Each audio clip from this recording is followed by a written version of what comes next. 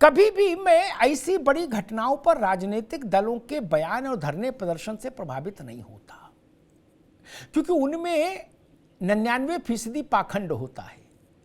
मेरी बात कड़वी है, सबको बुरी लगेगी, क्योंकि सभी के लिए खराब है।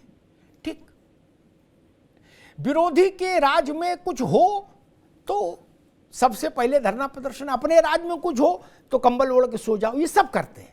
ठीक, इसलिए मैं धरना प्रदर्शनों से कभी प्रभावित नहीं होता कि फलाने ने धरने का आह्वान किया है और फलाने ने चूड़ी तोड़ी है और फलाने ने चूड़ी भेजी है फलाने को, ये सब से मैं प्रभावित नहीं होता। ये सब राजनीतिक वो हैं टोने टोटके, इनका कोई बहुत अर्थ नहीं। जो बात मैंने शुरुआत में कही थी, ऐसा कंठ राजनीति में कहां से ढूंढूं जो ये कहे कि मैं स्त्री की पीड़ा के लिए राजनीतिक संबद्धता और असंबद्धता से परे होकर आवाज उठाता हूं। नहीं बोल सकते आप में नैतिकता नहीं। घुमा फिरा दोगे, जलेबी बना दोगे, सीधी बात नहीं बोल सकते आप। एक से अपराध में दो तरह की सजा मांगते हैं आप। क्या अपने राज्य में कहते हो कानून व्यवस्था में दखल नहीं दीजिए, आप इस अपराध के बहाने विपक्ष की सरकार को टारगेट कर रहे हैं, लोकतंत्र खतरे में है, आ जाओ। क्या दूसरी जगह कहते हो केंद्र से कि रॉकेट लॉन्चर ले जाओ, एयर स्ट्राइक, वो क्या हो बोलते हैं, हवाई हमले शुरू कर दो। गजब बात है भी। केंद्र तो सबका केंद्र है ना। वो छत्तीसगढ़ का भी केंद्र है, बंगाल का भी केंद्र है, राजस्थान का भी है, मणिपुर का भी है, उत्तर प्रदेश का भी है। एक सन अपना लागू करो, गंगा जल उठाओ हाथ में सब लोग, रखो तुलसी का पत्ता कि हां हम शपथ लेते हैं। है क्या है हिम्मत? नहीं है हिम्मत। इसलिए आप बड़ी बड़ी बातें मत करिए। हां, दो पहलू हैं आज की घटना के, बहस के। एक पर मैं गया ही नहीं कि हाई कोर्ट ने क्या फैसला दिया, रिजर्वेशन का मसला क्या है, उस पर सिर्फ एक पंक्ति कहूंगा। मेरी बात से हो सकता बहुत से लोग आज सहमत ना हो, 10 वर्ष बाद के भारत में सहमत हो जाएंगे। मूल किसी भी स्थान की मूल संस्कृति और मूल निवासियों पर अगर हमला होगा, आक्रमण होगा, तायरा जी लिख लीजिए मेरी बात, तो संघर्ष किसी सरकार के रोके नहीं रुकेगा। लिख लीजिए। कश्मीर में क्या हुआ? कश्मीर में मूल कौन था? ना तो आतंकवादी मूल था, ना मुस्लिमावादी मूल थी कश्मीर की। कश्मीर का मूल था कश्मीरी पंडित ना। उसके विस्थापन से समस्या शुरू हुई और यहां तक गई। ये तो भला हुआ कि अब जाके मामला थोड़ा हैंडल हुआ।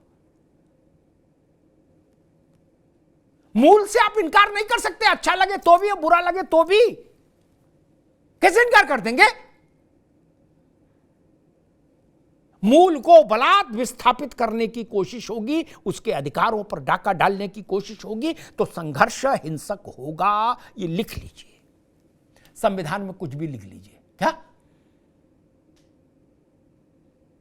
अगर संविधान में लिखने भर से कई बार वो आया कि बाबा साहब का संविधान, हाँ बाबा साहब का संविधान अच्छी बात है, उसकी बड़ी मान्यता है, उसका बड़ा सिर नवाते हैं, लेकिन संविधान से ही सब कुछ जो ठीक हो जाता तो इंडियन पेनल कोड काय को लाना पड़ता? नहीं ना।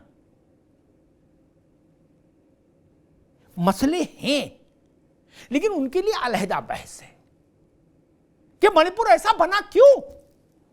और एक बात आई, सुधा जी ने उस पर जोर दिया, उनकी पार्टी भी जोर दे रही है। मैं उनकी पार्टी के जोर देने के अधिकार का सम्मान करता हूं, विपक्ष में उनका फर्ज। लेकिन मैं एक बात कहूंगा, आपने कहा कि 80 दिन हो गए, 90 दिन हो गए, यस दुखद है। लेकिन जब भृगु कुमार फुकन और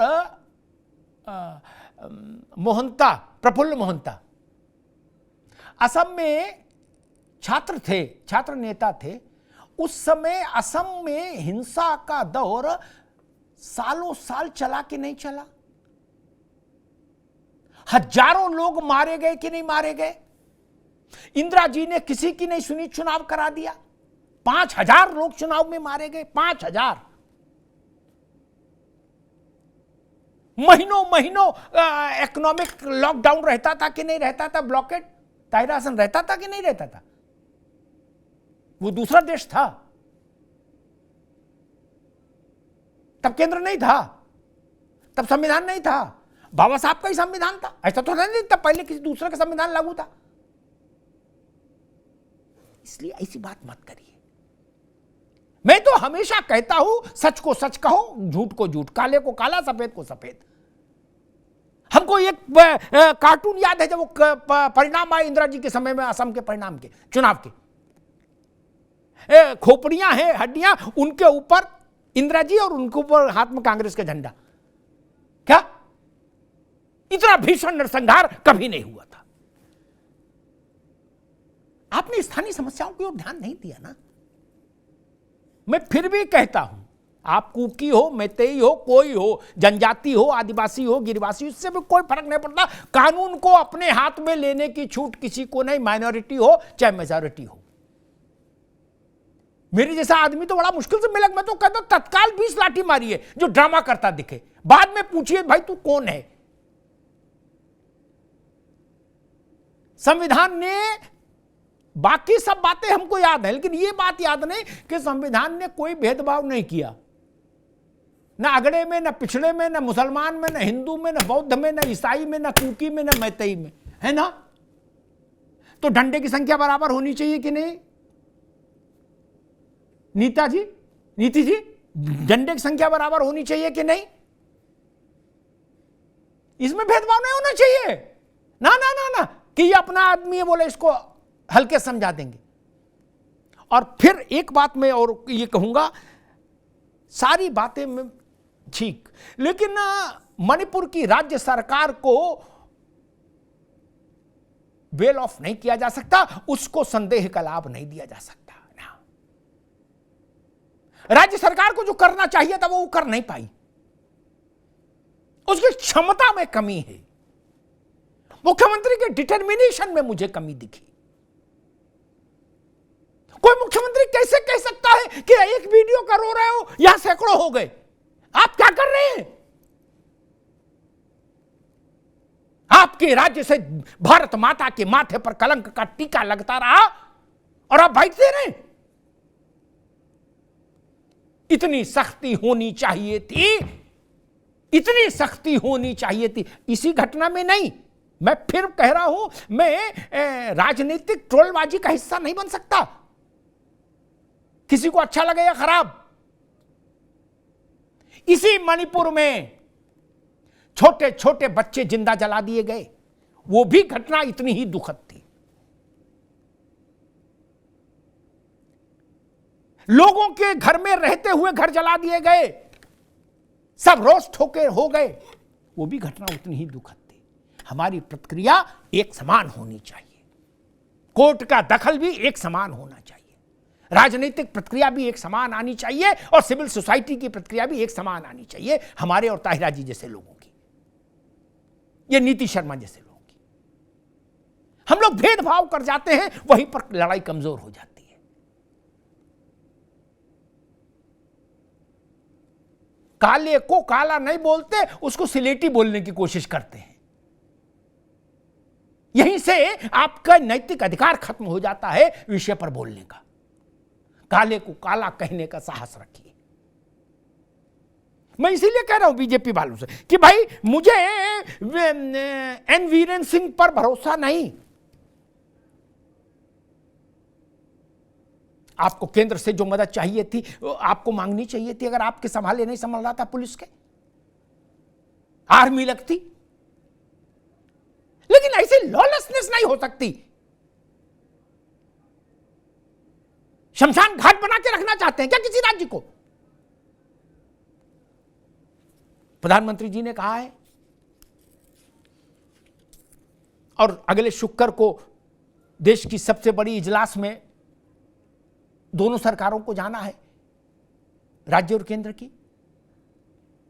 मैं सिर्फ एक शब्द पर अपना ध्यान केंद्रित करता हूं और वहीं से बात समाप्त कर दूंगा। भारत का प्रधानमंत्री अगर ये कहे कि मुझे क्रोध है इस घटना से, ये बहुत बड़ी बात है। वो क्रोध इस देश के 140 करोड़ लोग ये प्रतीक्षा करेंगे कि वह क्रोध इस घटना के अपराधियों के ऊपर बरसता दिखे। कानून के दायरे में जो कुछ अधिकतम दंड विधान हो सकता हो वो उनके लिए हो। उसके लिए कौन सी प्रक्रिया अपनाई जानी है, कैसे अपनाई जानी है, ये शासन करने वाले लोग जाने। और कोर्ट की बात आई, मैं फिर वही बात दोहराऊंगा, अल्टीमेटली तो वही जो स्थानीय प्रशासन है उसी को सुप्रीम कोर्ट कोई वर्डिक्ट भी दे दे ताहिरा जी, तब भी वही लोग उसको एग्जीक्यूट कराएंगे ना जाके। भाई कोर्ट कहे रामलाल को पकड़ के लाओ, तो कौन पकड़ने जाएगा? पुलिस ही नहीं जाएगी। और पुलिस का हाल हम ये देख रहे हैं, जहां ये घटना घट रही थी महिलाओं के साथ, वहां पुलिस भी थी। कोढ़ में खाज, डूब मरने की बात। अरे आपने रिटेलिएट तो किया होता, महिलाओं को बचाने के लिए गोली चलती, तब भी मैं मानता। ये दृश्य ठीक नहीं। मैं सभी संबद्ध पक्षों से कहूंगा, आपकी बात कितनी भी अच्छी हो, आपके तर्क कितने भी अच्छे हों, आपकी मांग कितनी भी जेन्युइन हो, फिर भी आपको हिंसा और वंडलिज्म करने की अनुमति नहीं दी जा सकती, नहीं दी जानी चाहिए। आप किसी जाति से हो, किसी वर्ग से हो, किसी इलाके से हो, इससे कोई फर्क नहीं पड़ना चाहिए, न आज न कल। इस देश ने इस बात से भी बड़ा नुकसान उठाया है, खामियाजा भुगता है कि कोई किसी जात से है, कोई किसी वर्ग से है, कोई किसी मजहब से है, कोई किसी इलाके से है, इसलिए उससे कुछ न कहो। कानून के राजदंड के सामने सब समान होने चाहिए। मणिपुर हो और चाहे कर्नाटक हो, कोई भेदभाव नहीं होना चाहिए।